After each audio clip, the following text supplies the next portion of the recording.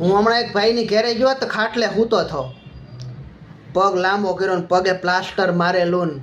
એટલે મેં પૂછ્યું, મેં તો કાંઈ શું થયું? એ કે કાંઈ નથી થયું, કે પગ ભાંગી ગયો છે. મેં કીધું કેમ? એ કે બીડી વલોવા ગયો ને કે એમાં કે પગ ભાંગી ગયો. તો લે એ કઈ રીતે? મને કે અમારે મકાનનું કામ હાલતું હતું ને, બીજા મળે કે હું વેંડી ઉપર ઊભો થયો. કે મને કે મારે ટેવ છે બીડી પીવાઈ જાય ને પછી કે માથે પગ દઈને ઠારવાની.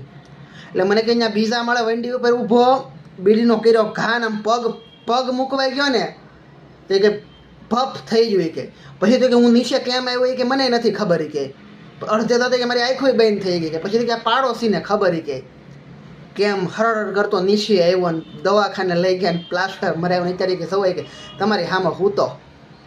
મેં કીધું સારું કર્યું લે. મેં તું આમ મરદ માણસ કહેવા.